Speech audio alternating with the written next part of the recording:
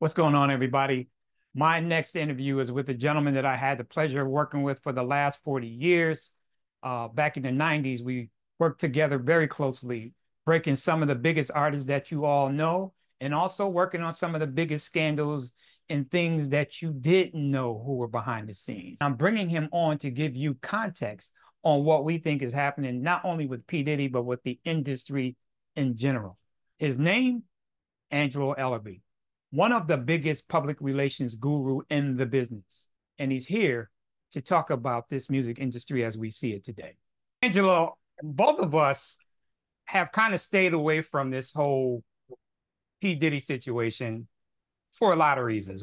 A lot of people who talk online don't necessarily understand what happens in this industry. A lot of people are just regurgitating what they hear somewhere else. I want to get more into the apology that was out there and as it relates to a public relations standpoint. But let's first start with that was not an apology. Right. It was very self-serving. It talked about the many things that he failed to do as a human being. One is to respect women, to respect himself. There's a lot of lost love inside of his soul. For one to demonstrate such actions on a woman with children of his own, with a mother of his own, that has to be something that's affecting you. That statement should have been made 3 months ago. And whoever's working with you, you need to fire and go hire someone that cares for you, someone that's a part of your team that really loves you. You don't put someone out there 4 months, 3 months down the road to apologize. He has a whole lot of apologies. It should have been very, very thought out, and it wasn't. For me, it was self-serving. The other side of it is that, we all get a chance to apologize. And what does an apology mean once the accident has been done, created, over with? It has to first start out with sincerity. It has to secondly start out from the heart. And you have to mention the person's name that you're apologizing to. You can't apologize to the air. You have to apologize to the person that you did damage and harm to. And it should have started out with her, the girl. We're fighting in a We Too movement. We're trying to crown our women queens. We have to begin to care about the next person. You got to be very, very careful. If you're going to play in somebody's park, you need to know what's in that park. Don't go in the park if you don't play. Stay out of the park if you don't play. If you go into that park, you know what you're going to do. And don't come back later on being accusatory. You got to know. It's so very important that you build your own team. People that are experts, people that have a judgment that can tell you right from wrong. You don't need a bunch of yes people taking your checks and your money every single week, never having an argument, never having a disagreement, allowing you to go and do it and being silly with your actions. Those are not people that are loving you. You're not, you could use and want to call yourself love. That's not love which you demonstrated in that film, in that video. And we need to take some time to really examine what we're going through as an individual. Maybe we need to take some time to cleanse ourselves, to get pure again, to start all over again. But start over with the right mentors, people that really care about you. It's interesting that you mentioned stay out of the park if you don't know what's in the park. I'm 40 plus in this business, you 50, celebrating 50 years. Amazing, by the way, in an industry that is ever evolving. There are some roads that folks don't really want to go down if they totally don't understand this business. And the interesting thing is, and I have to put this out there, when I first contemplated getting involved in this business some 40 years ago, you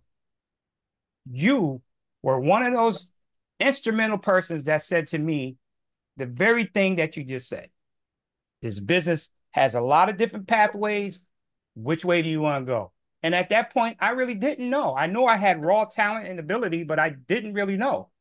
You being a mentor, you being a person that I could look up to and trust, said, here's what I see in you, and here's a direction that you should take. And not only that, but here's an opportunity to go down the road that you want to go down. That is important because in a world and in an industry where there are predators looking for people such as that person like me 40 years ago looking to get in, could have easily taken me down a different path. And that's Mhm. what's happening in this industry, man. And one of the reasons why your business, Double Exposure, was so impactful back in the 90s with every artist that was major back then. I mean, we had now I say we because I worked with you, but Yeah. everybody that was somebody in the industry from I would say 1990 to 2018 until pandemic hit. If you enter into this industry, you should know the 5 W's: the who, the what's, the whens, the where's, and the whys. Who do I hang around? Do I take the minute to judge who I'm bringing into my life? What's their record like? If I don't do drugs, why I want to hang around you? If I don't do drugs, why I'm hanging around you? Then what happens is that meltdown comes and they want to influence your way of doing things. If you don't play in the park, don't go in the park. There's a park down the street that you can even create yourself and make for your own park. And what I mean by that is be selective about who you put into your team, into your backyard, into your park. And yes, people only want to check. I was on the call this morning discussing my book, and my team was like, no, Angelo, no, Angelo, why? And I would go, why? They had answers. If I see somebody about to get hit, I got to grab them back, right? I have to make them safe and comfortable. That's not what happened. And then we allow people who don't look like us to influence us, to say this is the easy route. I'm going to show you how to do it easy. I don't want to be easy. I don't want to get on no elevator. I don't want to get on no escalator. I'll take the steps up. Not a lot of people are willing to take the steps. They want this quick. We're in an industry and in a time of life where everything is quick, quick, quick, quick, quick. TikTok's 30 seconds, a commercial's 30 seconds. I mean, everything is fast paced. These things that are short in essence do not create longevity. You know, the thing is that we have just been, wow, so disgruntled in our judgments. We're confused. We don't know what the hell is going on. But you got to take the time to go in and understand what's going on. That's your job as an artist. That's your job as an entrepreneur. That's your job as a human being because it's your career. You are a star. Or if you keep playing with that word and you spell it backwards, that's what you're going to wind up. And for those who don't know what it is spelled backwards, it's rats. Rats. As it relates to PR, which is one of the facets of things you do, Mhm. um, when a client gets in trouble like this, what is the first thing that happens? What do you do when they pick up the phone and call you? Give me the real damn story. Don't give me the story that you created. Don't tell me what happened on your end and didn't happen. And you're not telling. It's 3 sides to the story: your side, the other side, and then the truth. Or maybe it's four, and it's the lie. You know, whatever you put in the washing machine, it's gonna come out in the rinse. That's right. Tell the truth at the beginning stages of why it's happening. I always said to my staff, tell me if you're screwed up. Then tell me how you're gonna fix it. But you cannot go from the scene of the accident, just walk away from the accident and think that it's never going to be discovered. Right. It's going to be discovered, not necessarily in the time that you thought, but down the road, it gets discovered. And now what you want to do is play a safety so that people will feel, ain't nobody feeling sorry for you kicking somebody, throwing things at them. I can't feel sorry for you. But what I can say and what I can do is that I can support your wrongs and tell you you need to really, really dig deep down inside and you need to find professional help, not your friends. You need to somebody that's going to get with you the way you have gotten with people. The public relations of this, and I've been saying this all week, is horrific. And there is very little room for recovery as I see it. I've said this whole week that P. Diddy, in my opinion, had the platform to be one of the most consequential and influential producers of all times. Will he be? I don't know. He was, and he is. Now, will he be? Right, right, I ain't taking nobody's credit away from them. They worked hard for it. right, But you gonna wind up taking your credit and your credibility away from you right. because the truth is not on strike. There's too many people who've been watching and watching and you got to go through life thinking, what did I do wrong? Treat Yeah, people right, people gonna treat you right. there you go. Well, Angelo, you've been on the cutting edge of these type of situations for years, and a lot of times people don't know what happens behind the scenes. They don't know who the real architects are of careers and crises as Mm-hmm. well, right? So with our media contacts and when somebody calls, and trying to really craft, and not necessarily a story, but it's a narrative. I mean, everybody does it because you're trying to minimize the damage for that particular client. That's what you're in the business to do. Mm-hmm.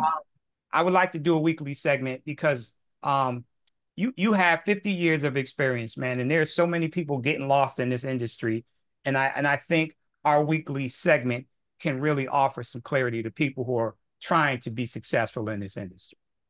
Well, I welcome your invitation. Anytime, let's just work out a schedule. And I applaud your efforts for your spotlight into the community and not just a particular community. You're very diverse with your selection of communities, topics of social, political, and things of color and people of color. That's what I like about it. I like that we can have conversation, truthful conversation that maybe somebody would be afraid to have a conversation about.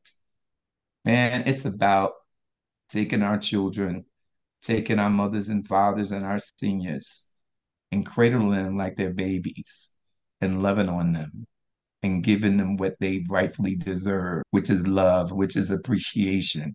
These are the things that round our children out. These are the things that make our seniors feel wanted and needed.